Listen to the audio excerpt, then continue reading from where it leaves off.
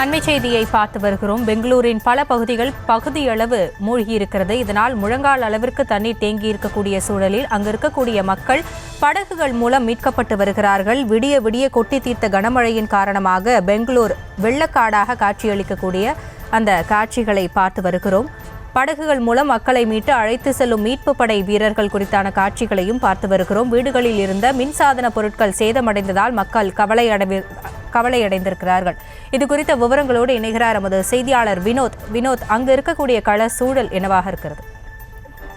வணக்கம். கர்நாடக மாநிலம் பெங்களூருவில் கடந்த 10 ஆண்டுகளில் இல்லாத அளவுக்கு இந்த கோடை காலத்தில் அதிகபட்ச மழையானது பதிவாகி இருக்கிறது. குறிப்பாக கடந்த 48 மணி நேரமாக பெங்களூருவின் பல பகுதிகள், அதாவது நகரப்பகுதிகள் மட்டுமல்லாமல் ஊரக பகுதிகளிலும் நல்ல மழையானது பதிவாகி இருக்கிறது.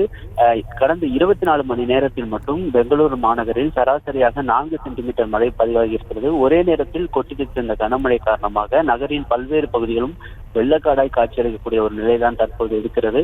குறிப்பாக தாழ்தளத்தில் வசிக்கக்கூடிய மக்கள் கடுமையாக இந்த மழையின் காரணமாக பாதிக்கப்பட்டிருக்கிறது. ஏனென்றால் தாழ்தளத்தில் உள்ள வீடுகளுக்குள் மழைநீர் புகுந்துள்ளதால் வீட்டில் உள்ள மின்சாதன பொருட்கள், அதே போல மற்ற வீட்டு உபயோகப் பொருட்கள் அனைத்தும் மழை நீரில் நனைந்து சேதமாக இருக்கக்கூடிய சூழலில் மக்கள் தங்கள் வாழ்வாதாரம் கடுமையாக பாதிப்படைந்ததை நினைத்து கவலையில் ஆழ்ந்திருக்கின்றனர். இது தவிர மக்கள் தாழ்வான பகுதிகளில் இருந்து உடனடியாக மீட்கப்பட்டு அவர்களை முகாம்களில் கொண்டு சேர்க்கும் பணியையும் தீயணைப்பு வீரர்கள் மற்றும் பேரிடர் மீட்பு படையினர் தற்பொழுது மேற்கொண்டு வருகின்றனர். இந்த பகுதிகளில் புல்டோசர் மற்றும் ரப்பர் படகுகள், டிராக்டர் மற்றும் படகுகள் போன்றவற்றின் மூலம் மக்கள் மீட்கப்பட்டு வருகின்றனர். இந்த நிலையில்தான் முக்கிய நகரங்களில் இருக்கக்கூடிய இந்த சாலைகளில் தற்காலிகமாக கால்வாய்கள் அமைக்கப்பட்டு மழைநீரை வெளியேற்றும் பணி தொடங்கி இருக்கிறது.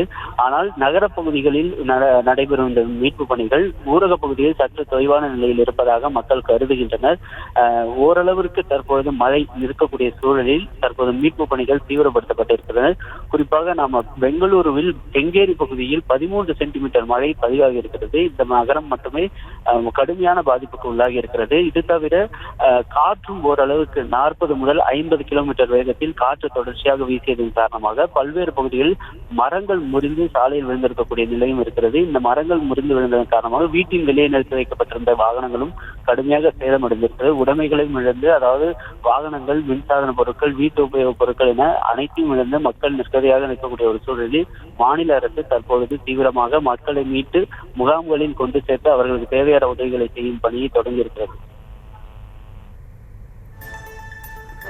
விவரங்களுக்கு நன்றி வினோத்.